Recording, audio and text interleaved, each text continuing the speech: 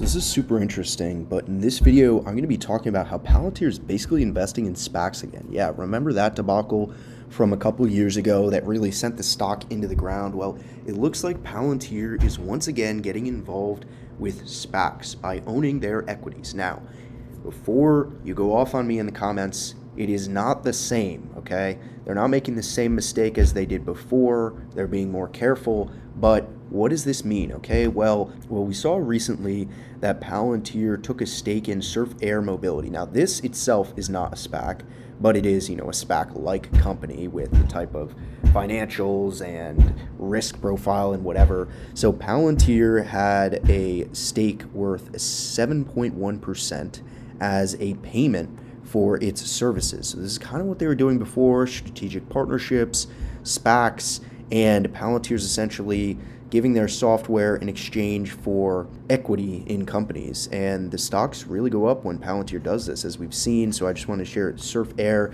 I put out one of their videos a while back, but that's one example. The most recent example, and this one is a SPAC, as you can see here from the performance of it when it did the SPAC back in 2022 and is since down 99%. This is MSP recovery. And if you just look in the past 5 days, Palantir's really made this stock actually move pretty significantly based on when they disclosed they had received stock. So essentially the stake in the company, April 1st to now where we are now, the stock is up somewhere on the order of, if this will actually let me do this, somewhere on the order of 80% or so from that point. Actually, even more than that.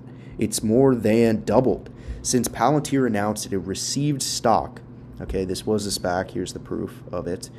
So it's very interesting because we have this new move by Palantir, which is giving their software for equity. And so far it looks to be working very well, because if a company is unable to pay, okay, that's not great. Or if they would rather pay an equity, sure, it's not ideal. It's sort of a red flag. But in this instance, when you have a market cap that's only 200 million and you have a company like Palantir that has, great financials, great backing, great name in the industry, that's willing to take equity, that actually increases the value of your own stock, which we just saw. It's not letting me select it, but it's up like 100%. So Palantir made this company's stock go from $100 million of equity value to $200 million just by accepting it, just by saying, hey, we are interested in holding on to your stock instead of receiving cash. And so that's not only good for this company, MSP recovery, it's also good for Palantir because their value of the contract just increased 100% as a result. Now, there are significant risks associated with investments like these, right? We don't know what's going to happen to the company. Are they insolvent? Are they going to go under? Is Palantir going to lose? And this was the main concern that we had with Palantir investing in SPACs in the beginning, with a lot of shenanigans. And it wasn't Palantir's fault. It's just the whole market of these companies is very, very sketchy. A lot of missed promises and everything you could really think of if you look into these businesses. But I wanted to make this video to say, I think it's interesting how Palantir is sort of going back to the old playbook that didn't work out.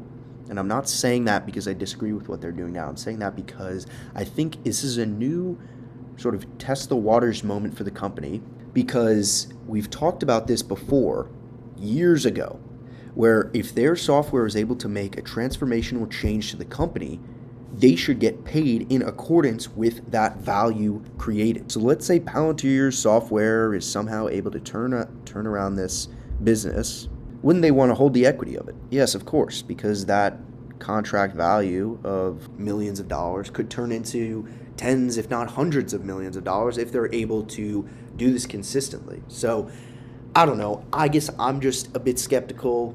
I understand the promise of doing so, but we know how it turned out in the past. And ultimately, I would say I would want Palantir to focus less on these companies that are on the brink of failure and more on the big, large enterprises that they do so well with. So I'd love to hear your thoughts in the comments as to why they're even doing these deals with companies that can't or prefer not to pay contracts in cash and would rather dilute shareholders and issue equity instead. So I'm basically on the fence here, whether it's a good or a bad thing. So I'm sure all of you can argue both sides. I'd love to know what you think about it, but a word of caution from me, Palantir has done this in the past. It hasn't worked out. Yes, this is different, but it's sort of along the same lines as before. Wall Street hated it before. That's what I'll tell you. That's my main concern.